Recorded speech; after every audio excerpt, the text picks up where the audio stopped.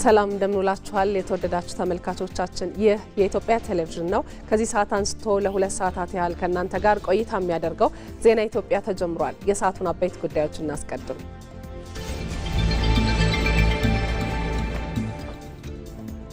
የአፍሪካ ሀገራት የውጭ ጉዳይ ሚኒስትሮች በ48ኛው የአፍሪካ ህብረት የስራ አስፈጻሚ ምክር ቤት መደበኛ ስብሰባ ላይ ለመሳተፍ አዲስ አበባ እየገቡ ነው።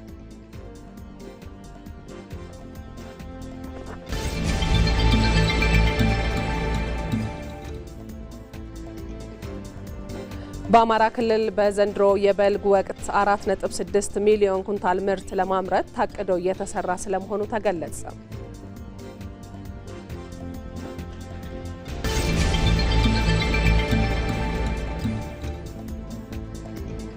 ከለውጥ በኋላ በተከናወኑ ተግባራት የምርጫ ምህዳሩ መሻሻል ማሳየቱ ተገለጸ።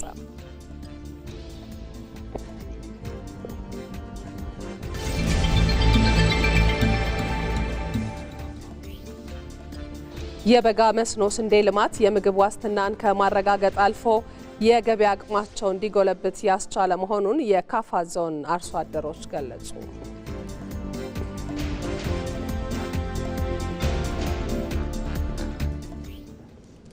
ከዜናው ጋር መሀሌት ታደለ ነኝ። አብራችሁን ሁኑ። ወደ ቀዳሚው ዘገባችን እናልፋለን።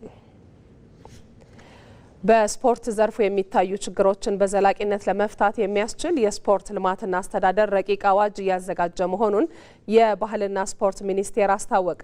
ሚኒስቴር መስሪያ ቤቱ እያዘጋጀው በሚገኘው ረቂቅ አዋጅ ዙሪያ ከጤና፣ ማህበራዊ ልማት፣ ባህልና ስፖርት ጉዳዮች ቋሚ ኮሚቴ ጋር የአስረጅ መድረክ አካሂዷል። ረቂቅ አዋጁ የሀገር ገጽታን ለመገንባት እንዲሁም በስፖርቱ ዘርፍ የሚታዩ ችግሮችን በዘላቂነት ለመፍታት እንዲያስችል ያለመ ስለመሆኑ የባህልና ስፖርት ሚኒስትሯ ሸዊት ሻንካ አብራርተዋል። ይሄ ሁላችንም የምንወደው ስፖርት እዚህ ሀገር ብቻ ሳይሆን በዓለም አደባባይ የኢትዮጵያን ሰንደቅ ዓላማ ከፍ የሚያደርግ ስፖርት እንዴት ይመራል? እንዴት ይተዳደራል? በስፖርት ውስጥ የሚፈጠሩ ግጭቶች እንዴት ይፈታሉ? የሚል ዝርዝር ነገር የሚያመላክት ሕግ ባለመኖሩ ዘርፉ ላይ የሚታዩ ብልሹ አሰራሮችና መልካም አስተዳደር ችግሮችን በተደራጀ መንገድ በመፍታት ዘላቂ የስፖርት ልማት እድገትን ለማፋጠን ዘርፉን በሕግና በአሰራር መፍታት ያስፈልጋል። በዝግጅት ሂደት በሚገኘው የስፖርት ልማትና አስተዳደር ረቂቅ አዋጅ ዙሪያ ከምክር ቤት አባላት ከቋሚ ኮሚቴው እንዲሁም ከሕግ አኳያ መካተት አለባቸው የተባሉ ጥያቄዎች ቀርበው በሚኒስቴር መስሪያ ቤቱና በሚመለከታቸው አካላት ምላሽና ማብራሪያ ተሰጥቷቸዋል። እንደ ሪፖርተራችን መሀሪ አለሙ ዘገባ ረቂቅ አዋጁ ሲጸድቅ በዘርፉ የሚታዩ ችግሮች በዘላቂነት ይፈታሉ ተብሎ እንደሚጠበቅ የጤና፣ ማህበራዊ ልማት፣ ባህልና ስፖርት ጉዳዮች ቋሚ ኮሚቴ ሰብሳቢ ወርቀ ሰሙ ማሞ ተናግረዋል። ይህ አዋጅ የመጀመሪያ እንጂ የመጨረሻ አይደለም። ይሄን መያዝ አለበት። ሁለተኛ እኛ ያላየ ነው እናንተ ያላያችሁት ሂሪንግ ሲደረግ ፐብሊክ ሂሪንግ ሲደረግ ብዙ አካላት የሚሳተፉበት ስለሆነ አዳዲስ ነገሮች እንደሚመጡም ታሳቢ መደረግ አለበት። ሶስተኛው ብዙ መድረክ በፈጠርን ቁጥር የስፖርት አዋጁን የሚያዳብሩ መሆናቸውን ኦፕንሊ መቀበል ያስፈልጋል። ስለዚህ አሁን መልስ እና ማብራሪያ እንጂ ያለቀለት ጉዳይ እንዳልሆነ ታሳቢ አድርጋችሁ የት ላይ ነው ልናየው የምንችለው የሚለው እንደገና ሄዳችሁ መታየት ነው እንጂ እዚህ ያለቀለት ነገር አይደለም። በ48ኛው የአፍሪካ ህብረት መደበኛ የስራ አስፈጻሚዎች ስብሰባና በ39ኛው የአፍሪካ ህብረት የመሪዎች ጉባኤ የሚሳተፉ የሀገራት የውጭ ጉዳይ ሚኒስትሮች አዲስ አበባ እየገቡ ነው።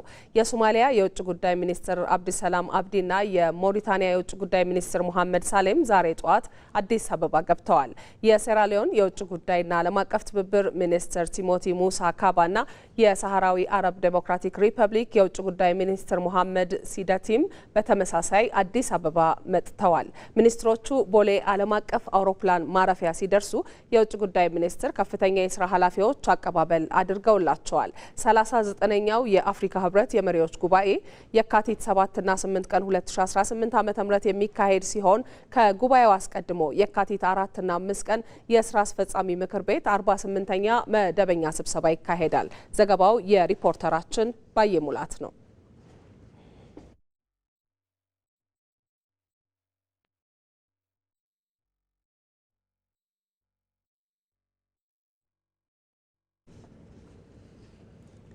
በታዳሽ ኃይል ባገኙት የኤሌክትሪክ ኃይል የተሻለ ኑሮ መጀመራቸውን በምዕራብ አርሲ ዞን የነንሰቦ ጨዌ ነዋሪዎች ተናገሩ። የውሃና ኢነርጂ ሚኒስቴር እንዲሁም የኢትዮጵያ ኤሌክትሪክ አገልግሎት በኦሮሚያ ክልል ምዕራብ አርሲ ዞን የሰሩትን የነንሰቦ የፀሐይ ኃይል ማመንጫ ፕሮጀክት ተመርቆ አገልግሎት መስጠት ጀምሯል። አስረሳው ወገሽ በኦሮሚያ ክልል ምዕራብ አርሲ ዞን ነንሰቦ ወረዳ የምትገኘው የነንሰቦ ጨቤ ቀበሌ ከዞንና ከወረዳ ከተሞች ርቀት ላይ በመሆኗ የተለያዩ መሰረተ ልማቶችን ሳታገኝ ቆይታለች። በተለይም የኤሌክትሪክ አቅርቦት አለመኖር የቀበሌዋ ነዋሪዎች ትልቁ ፈተና ሆኖ ዘልቋል። ከዚህ በፊት ጨለማ ውስጥ ነው የቆየነው። አሁን ግን የዛሬ በዚህ መብራት ኃይል በማግኘታችን በጣም ደስታ ተሰምቶናል። ኑሯችን ለወደፊት ይሻሻላል ብለን እንገምተዋለን። ከዚህ በፊት የነበረው መግለጽም አልችልም።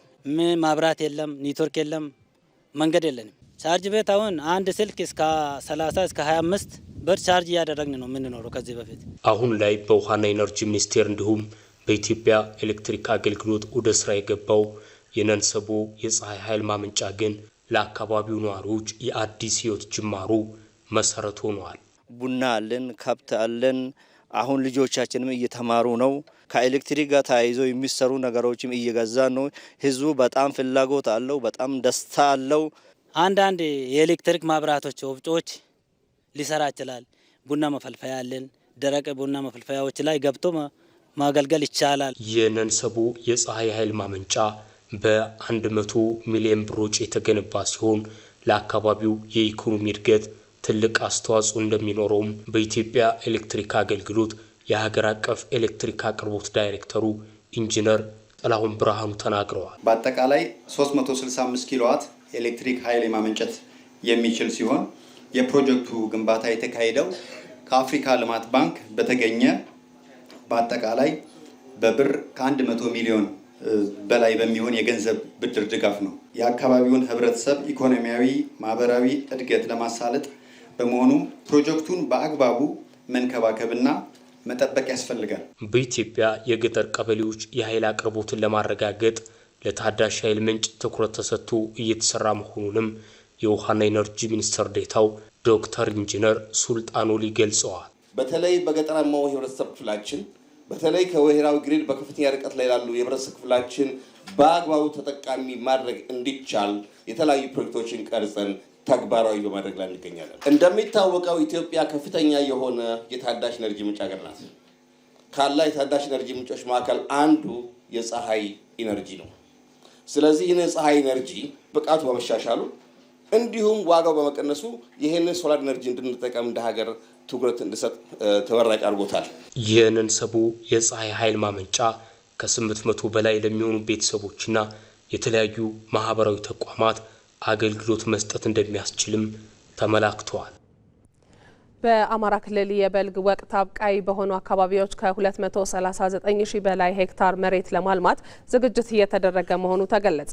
በክልሉ በዘንድሮው የበልግ ወቅት 4.6 ሚሊዮን ኩንታል ምርት ለማምረት ታቅዶ እየተሰራ እንደሚገኝም እንዲሁ ተገልጿል። በዚህ ጉዳይ ላይ ተጨማሪ መረጃ የሚሰጠን ሪፖርተራችን ሳሙኤል ወርቃየሁ ነው በቀጥታ መስመራችን ላይ ይገኛል። ሳሙኤል እንዴት ቆይተሃል? በአማራ ክልል ለቀጣዩ የበልግ ወቅት እርሻ እየተደረገ ያለው ዝግጅት ምን ይመስላል? በተለይ ደግሞ ለማግኘት የታቀደውን ያህል ምርት እንዲገኝ እየተሰራ ያለው ስራ ምን ያህል አስቻይ ነው የሚለው መረጃ ብታጋራን። መልካም አመሰግናለሁ። እንግዲህ በሀገራችን ሰፊ የሆነውን የእርሻ መሬት በአግባቡ በመጠቀም እንዲሁም በዓመት አንድ ጊዜ ከማምረት ባሻገርም በተለያዩ ወቅቶች በርካታ ምርትን በማምረት ምርትና ምርታማነትን ለማሳደግ በትኩረት እየተሰራበት ይገኛል። እንግዲህ አማራ ክልልም ከነዚህ አካባቢዎች መካከል አንዱ ነው። እንግዲህ በርካታ የእርሻ መሬት ያለበት አካባቢ ነው። እንግዲህ ከመኸር ወቅት ጀምሮ በመስኖ እንዲሁም በበልግ ወቅት በተለያዩ ወቅቶች ማለት ነው የሚገኘውን መሬት በአግባቡ በመጠቀም መሬት ጦም እንዳያድር በተለያዩ ሰብሎች በመሸፈን ምርትና ምርታማ ምርታማነትን ለማሳደግ እየተሰራበት ይገኛል። እንግዲህ የመኸር ወቅት ተሰብስቦ የመስኖ እርሻ ስራዎች እየተከናወኑበት የሚገኝበት ወቅት ላይ ነው የምንገኘው። በቀጣይ ደግሞ እንግዲህ የፊታችን ላይ ማለት ነው የበልግ እርሻም እንዲሁ በክልሉ የሚከናወን ነው። እንግዲህ እንደ አማራ ክልል ደረጃ ወስደን ስናየው በምስራቅ አማራ በሚባሉ አካባቢዎች ማለትም በሰሜን ሸዋ፣ በሰሜን ወሎ፣ በደቡብ ወሎና በሌሎችም አካባቢዎች በተለይ የበልግ አብቃይ አካባቢዎች ናቸው። በዚህ ዓመትም ታዲያ በቀጣዩ የበልግ ወቅት ማለት ነው ከ239 ሺህ ሄክታር በላይ መሬት በተለያዩ ሰብሎች ለማልማት ታቅዶ እየተሰራ እንደሚገኝ ነው እንግዲህ የክልሉ ግብርና ቢሮ መረጃ የሚያመለክተው ማለት ነው። በዚህም ወደ 4.6 ሚሊዮን ኩንታል ምርት ለማምረት ታቅዶ እየተሰራ ነው። እንግዲህ ይህን እቅድ ለማሳካትም በተለይ ምርትና ምርታማነትን ለማሳደግም ግብዓትን በወቅቱ የማቅረብ ስራዎች በወቅቱ እየተሰሩ እንደሚገኙ ተገልጿል። ከዛ ባሻገርም እንግዲህ ማሳ የማዘጋጀት ስራዎች እየተከናወኑ እንደሚገኙ ነው የተመላከተው ማለት ነው። እንግዲህ የመስኖና የመኸር ሰብሎች እንደተሰበሰቡ ወዲያውኑ ማሳውን በእርጥበት አዘሉ ማለት ነው ወደ እርሻ በማስገባት ዝናብ በሚጥልበት ወቅትም ወደ ዘር ለማስገባት ማለት ነው አስፈላጊው ቅድመ ዝግጅት እየተከናወነ እንደሚገኝ ተመላክቷል ማለት ነው። እንግዲህ በተለይ ለበልግ ወቅት እርሻ እየተሰጠ ያለው ግንዛቤና ትኩረትም ከዓመት ዓመት እያደገ መምጣቱ ተገልጿል። እንግዲህ በአርሶ አደሩ ዘንድ የግንዛቤ ማስጨበጫ ስራዎች እንዲሁም የግብርና ባለሙያዎች እስከ ታችኛው ሌቭል ድረስ በመውረድ ማለት ነው ሙያዊ ድጋፍ እንዲያደርጉ የማድረግ ስራዎችም እየተከናወኑ እንደሚገኙ ነው የተመላከተው። ከዛ ባሻገርም እንግዲህ ከበሬ ባሻገርም እርሻን በሜካናይዝድ ዘዴ ለማረስም በተለይ በርካታ ትራክተሮችን ወደ እነዚህ አካባቢዎች የማሰማራት ስራዎችም እየተከናወኑ እንደሚገኝ ነው እንግዲህ የተመላከተው። በተለይ እንግዲህ በዚህ ዓመት ማለት ነው በቅርቡ የኢትዮጵያ ሜትሮሎጂ ኢንስቲትዩት እንዳወጣው መረጃ መሰረት ማለት ነው የበልግ አብቃይ አካባቢዎች በዚህ ዓመት ማለት ነው መደበኛና ከዛ በላይ የሚሆን የዝናብ መጠን እንደሚያገኙ መጠቀሱ የሚታወቅ ነውና ይህንን የዝናብ መጠን በመጠቀም በተለይ በክልሉ ሰፊ የሆነ ምርት ለማምረት ታቅዶ እየተሰራ እንደሚገኝ ተመላክቷል ማለት ነው። ለጊዜ ያለ መረጃ ይህን ይመስላል። እናመሰግናለን ሳሙኤል። መልካም ቀን። የሰብል ምርታማነትን ለመጨመር የግብርና ሜካናይዜሽንን እንደሚተገብሩ በአማራ ክልል የዚገም ወረዳ አርሶ አደሮች ተናገሩ። በአዊ ብሔረሰብ አስተዳደር በ2018-19 የምርት ዘመን በመኸር ወቅት ከሚለማው መሬት ከ265 ሺህ በላይ ሄክታሩ በትራክተር የሚታረስ ነው። ራሄል ፍሬው አርሶ አደር ታረቀኝ አለም በአዊ ብሔረሰብ አስተዳደር በዚገም ወረዳ የጉደር ጃዊ ቀበሌ ነዋሪ ናቸው። ለዓመታት በበሬ ትከሻ ላይ በዘለቀው የእርሻ ስራቸው የድካማቸውን ሳያገኙ እንደኖሩ ይገልጻሉ። ከዚህ በፊት ያው አብዛኛውን እርሻ ምናርሰው በባህላዊ በበሬ ነው ምናርሰው። ይሄ ደግሞ ያው አድካሚ ነው፣ እውነት ለመናገር አድካሚ ነው። ከዚያ ተጨማሪ ደግሞ እርሻ ደግሞ አይገፋም። በበሬ አርሳ አንተ እርሻ አትገፋም። አረምም ብዙም ይሄን ያህል እንትን አያደርግም።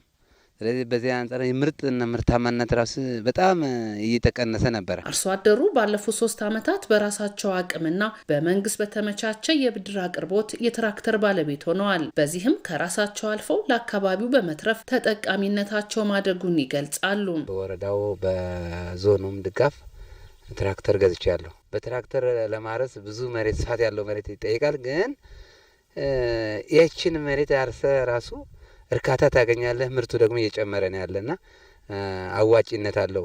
አርሶ አደሩን ደግሞ ዙሬ ያው ቁርጥራች መሬቶች ቢሆኑ እያሰረሰን ያለና ብዙ ተመክሮ የወሰደ ነው ማህበረሰብ ራሱ።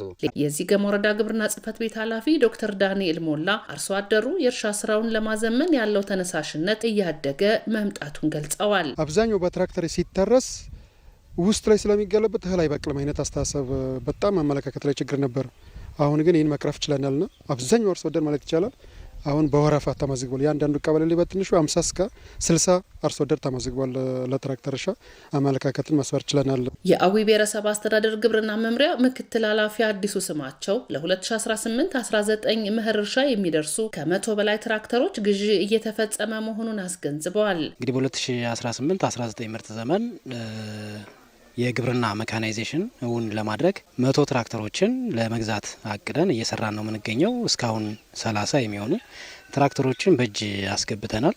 ኦልሞስት እንግዲህ ፕሮሰስ ላይ ያሉ 103 የሚሆኑ ትራክተሮችን በመሰረታዊ ማህበራት በዩኒየንና በግለሰብ በባለሀብትም ጭምር ስራዎችን እየሰራን ያለንበት ሁኔታ ነው የሚገኘው ማለት ነው። እንደ አሜኮ ዘገባ በ2018-19 የምርት ዘመን በመኸር ሰብል ከሚለማው ከ265 ሺህ ሄክታር በላይ የሚሆነው በትራክተር እንደሚታረስ ታውቋል።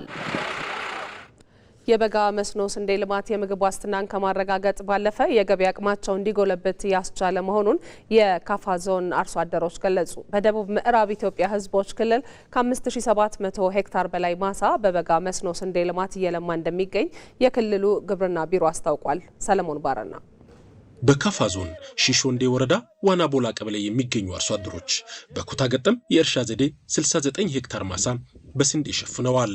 አርሶ አደሮቹ እንደሚሉት የበጋ መስኖ ስንዴ ልማት በዓመት አንድ ጊዜ የሚያለሙትን የሥራ ባህል ቀይሮ ተጠቃሚነታቸው እየጎለበተ መጥቷል። ተግባሩ ተፈጥሯዊ ሀብቶችን በአግባቡ እንዲጠቀሙ መነቃቃትን የፈጠረ መሆኑንም አመላክተዋል። ማሳችን ዝም ብሎ ቁጭ ብሎ ዓመት ሙሉ የሚቀመጥ ማሳ አሁን በዚህ ጥር ውስጥ ይሄ ስንዴ መድረስ ማለት አሁን የካቲት ውስጥ ራሱ ስንዴ ይነቀላል ማለት ነው፣ ይታጨዳል። አሁን እኛ ስንጠቀም ያው ለዳቦም እንጠቀማለን፣ ለንፍሮም እንጠቀማለን፣ ለጠላም እንጠቀማለን። ሽጠንም ልጆቻችንን እናስተምራለን። ለቤተሰብም ለምግብነት ፍጆታ በጣም ይጠቅመናል። ውሃ ያው በፊት በደጃችን እየፈሰሰ ይባክን ነበረ፣ ግን አሁን ሳይባክን ወደ ጥቅም ላይ እየዞረ ነው፣ እየተጠቀምን ነው። ስንዴ ያው እንግዲህ ይሄው ዘርተናል። ያው እንግዲህ በቅለ ቡቃያውን አይተናል። ጥሩ ነው የሚል አላማ ነው ያለን። አርሶ አደሮቹ ያጎለበቱት በጋራ የመስራት ባህል ጊዜና ጉልበት አቀናጅተው እንዲጠቀሙ ምቹ ሁኔታን ፈጥሯል። ከአዝመራቸውም በሄክታር እስከ 35 ኩንታል ምርት ለማግኘት የተቀናጀ ጥረት በማድረግ ላይ ይገኛሉ። እርሻ አሁን እንግዲህ ለአንድ ሰው በጣም ከባድ ነው። በቡድን ከሆነ ተደራጅተን ተጠያይቀን ለአንዱን ማሳ ዛሬ ከሰራ ነው ነገ ቀጥሎ ያኛውን የሌላውን ማሳ አብረን ሳንደክም እንሰራለን በትብብር ማለት ነው። ስለዚህ ምርቱም በአንድ ተሰብስቦ ለኛ ይጠቅመናል። አሁን ለብቻ ከሆነ አንዱ ወጣ ገብ ሳምንት ሆኖ ወደ ኋላ የሚቀርበት ሁኔታ አይኖርም። በኩታ ገጠም ለመስራት የደቡብ ምዕራብ ኢትዮጵያ ሕዝቦች ክልል ግብርና ቢሮ ምክትል ቢሮ ኃላፊ አቶ አሸናፊ ክንፉ እንደሚሉት በክልሉ በበጋ መስኖ ልማት የሚሸፈነው ማሳና የሚሰበሰበው ምርት በየዓመቱ እየጨመረ መጥቷል። እነዚህ አራት ወቅቶች ላይ ከ210 ሺህ ሄክታር በላይ የሆነ ማሳ በዘር እንሸፍናለን።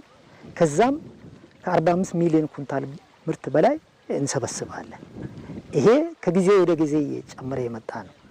ከ100 ሺህ ሄክታር በታች የነበረው ነው። አሁን በዚህ 2 ዓመት ውስጥ ከ200 ሺህ ሄክታር በድግግሞሽ እርሻ ወደዚህ የመጣው ይሄ የአርሶ አደሩን ከመስኖና ከአትክልትና ስራ ምርቶች ጋር በገበያ ተፈላጊነታቸውም እየጨመረ መጥቷል።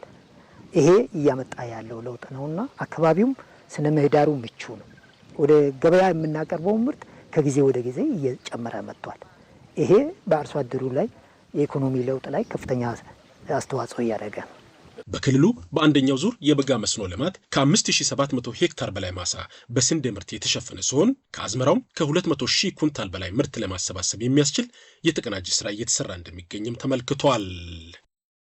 የኢትዮጵያ ብሮድካስቲንግ ኮርፖሬሽን 7ኛውን ጠቅላላ ምርጫ አሳታፊና በእውቀት ላይ የተመሰረተ ለማድረግ ሀገራዊ ኃላፊነቱን ለመወጣት አስፈላጊውን ዝግጅት አድርጓል። የመራጮችን ግንዛቤ የሚያሳድጉ የምርጫ አስተምህሮ ይዘቶች፣ በምርጫው የሚሳተፉ የፖለቲካ ፓርቲዎች ፕሮግራማቸውን ለሕዝብ የሚያስተዋውቁባቸው የአንድ ለአንድ ውይይቶች እንዲሁም በፖለቲካ ፓርቲዎች መካከል የሚደረጉ የአማራጭ ሐሳብ ማቅረቢያ ክርክሮችን፣ ዜናዎችን፣ ፕሮግራሞችና ዶክመንተሪዎችን በቴሌቪዥን በሬዲዮና በኢቢሲ ዶት ስትሪም አማራጮች ያደርሳል። በቅርቡ ይጠብቁን። የኢትዮጵያ ብሮድካስቲንግ ኮርፖሬሽን። ዜና ኢትዮጵያን እየተከታተላችሁ ነው ተመልካቾቻችን። ወደ ሌሎች ዘገባዎቻችን እናልፋለን። ኢትዮጵያ በ2013 ዓ.ም ያከናወነችው 6ኛው ሀገራዊ ምርጫ በተለያዩ ችግሮች ውስጥ አልፋ ያሳካችው ነው። የኮቪድ ወረርሽኝንና የሰሜኑን ጦርነት ተሻግራ ያካሄደችው ምርጫ ለሀገረ መንግስት ግንባታው መጠናከር ጉልህ ሚና ነበረው። 6ኛው ሀገራዊ ምርጫ ወራት ለቀሩት 7ኛው ጠቅላላ ምርጫ ምን አስተምሮን አለፈ? ተከታዩን ዘገባ ተከታትለን እንመለሳለን። ኢትዮጵያ አይሆንላትም አታልፈውም የተባለችባቸውን ፈታኝ መንገዶች ሁሉ በጽናት ተሻግራ ማሳየት የቀደመ ልምዷ ነው። ከጥንተ ታሪኳ እስከ ዛሬ የመቻል ተምሳሌት፣ ያለመሸነፍ ምልክት የሆነችባቸው የታሪክ አጋጣሚዎችም እልፍ ናቸው። 2013 ዓ.ም ሰኔ ወር ላይ የተደረገው ጠቅላላ ሀገራዊ ምርጫም ከነዚህ አጋጣሚዎች አንደኛው ነው። ኢትዮጵያ በተለያዩ ችግሮች ውስጥ ሆና ያከናወነችው 6ኛው ሀገራዊ ምርጫ የማይሳካ የመሰላቸው የውስጥና የውጭ ጠላቶች በውድቀቷ ሊሳለቁ ጓጉተው ጠብቀዋል። 6ኛው ሀገራዊ ምርጫ አነጋጋሪነቱ የጀመረው መካሄድ ከነበረበት 2012 ዓ.ም በኮቪድ ወረርሽኝ ምክንያት እንዲራዘም በተደረገበት ጊዜ ነው። መንግስት የህዝብን ጤና አደጋ ላይ ላለመጣል ምርጫው እንዲራዘም ሲወስን አጋጣሚውን የራሳቸውን ፍላጎት ለማሳካት መጠቀሚያ ማድረግ የፈለጉ ኃይሎች ሐሳቡን ተቃወሙት። ህወሓት ደግሞ የፌዴራል መንግስቱን ስልጣንና ኃላፊነት በሚገዳደር መልኩ በትግራይ ክልል ህገወጥ ምርጫ አካሄደ። በዚሁ ህገወጥ ምርጫ ራሱ ተወዳድሮ ራሱ አሸናፊ የሆነበትን ውጤትም አወጀ። ይህ የህወሓት የማናለብኝነት ስራ በኢትዮጵያ የጸጥታ ሁኔታው ስጋት ውስጥ እንዲወድቅ ምክንያት ሆነ። በዚህ ሁኔታ ውስጥ መንግስት የተራዘመው የ2012 ምርጫ በ2013 እንዲካሄድ ቁርጠኛ አቋም ይዞ እየሰራ ባለበት ጊዜ የተቀሰቀሰው የሰሜኑ ጦርነት፣ ሌሎች የማንነትና የድንበር ግጭቶች፣ በተለያዩ የኢትዮጵያ አካባቢዎች የነበረው የታጣቂዎች እንቅስቃሴ የምርጫውን ስኬታማነት ጥያቄ ውስጥ ከተውት ነበር። ምርጫው በበርካታ ውዝግቦችና ተግዳሮቶች ውስጥ ቢያልፍም በኢትዮጵያ የምርጫ ታሪክ ውስጥ ግን ትልቅ ስኬት የተመዘገበበት ነው። ለዚህ ደግሞ መንግስት አስቀድሞ ለምርጫው ፍትሃዊነት የነበረው ቁርጠኛ አቋም ዋነኛ ምክንያት ነው። ይህን ለማድረግ ከወሰዳቸው እርምጃዎች መካከል ደግሞ የመጀመሪያው የምርጫ ቦርድን ገለልተኝነትና ተአማኒነት ማረጋገጥ ነበር። የቀድሞ የተፎካካሪ ፓርቲ መሪ ብርቱካን ሚደቅሳ ቦርዱን እንዲመሩ በህዝብ ተወካዮች ምክር ቤት መሰየማቸውና ቦርዱ ገለልተኛነቱን የሚያረጋግጥባቸውን የተለያዩ የህግና የአሰራር ማሻሻያዎች እንዲተገብር ድጋፍ ማድረጉ ለዚህ እንደ ማሳያነት ይጠቀሳሉ። በዚህም የምርጫ ሂደቱ ከመራጮች ምዝገባ እስከ ውጤት አሰባሰብ ድረስ ለህዝብና ለፖለቲካ ፓርቲዎች የበለጠ ግልጽ መሆን ችሏል።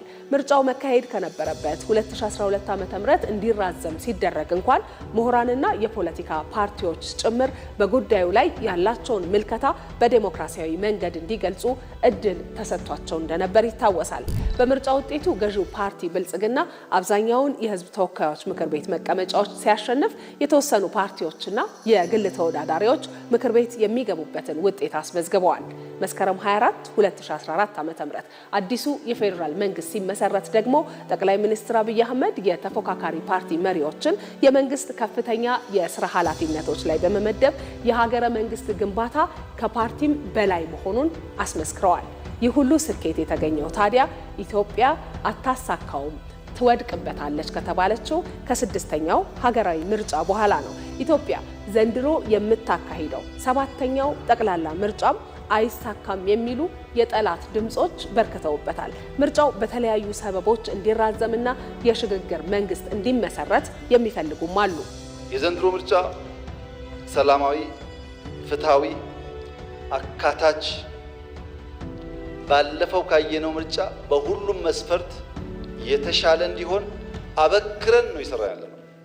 አሁን ሚኒስትሮች ከሞላ ጎደል ሁሉም ሪጅን ላይ ነው ያሉት ቅድም የተባለውን ችግር ለመፈተሽ። አሁን እኔ የተሻለ ምርጫ ይኖራል እያልኩ ነው። አንዳንዶች ሰግታችኋል። ለኢትዮጵያ ሕዝብ መልሴ በውጤት እንየው ነው። የኔ እምነት ይሄ ፓርላማ አሁን ካሉ 5 እና 10 ሰዎች በ5 እና 10 እጥፍ ያደገ ድምጾች ይሰማሉ ብዬ አምናለሁ፣ እፈልጋለሁ። ምርጫው በታሰበለት የጊዜ ሰሌዳ እንዲካሄድ መንግስት በቁርጠኝነት እየሰራ ነው። የኢትዮጵያ ምርጫ ቦርድም የምርጫ ሂደቱን ስኬታማ ለማድረግ ባወጣው የጊዜ ሰሌዳ መሰረት ስራዎቹን እያከናወነ ይገኛል።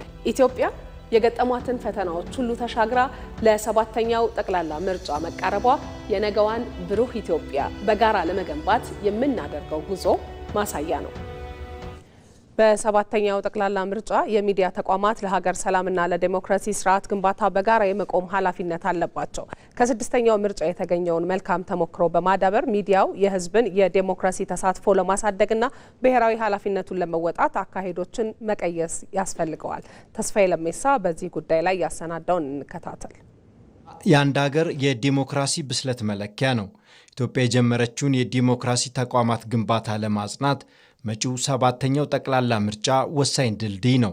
በዚህ ሂደት ውስጥ የመንግስትም ሆነ የግል ሚዲያዎች ከዜና አቅራቢነት ያለፈ የሀገር ግንባታ ባለቤትነት ሚናን መጫወት ይጠበቅባቸዋል። የፐብሊክ ሚዲያዎች ከግል ሚዲያዎች ጋርም በጋራ ምርጫን በተመለከተ ዘገባ በጋራ ሼር የሚያደርጉበት ውጤት አገላለጽ ላይ የምርጫው ሳይክል ላይ በሙሉ ሚዲያዎቹ በባለቤትነት እንዲሳተፉ ይሄ ትልቅ ስራ መሰራት አለበት።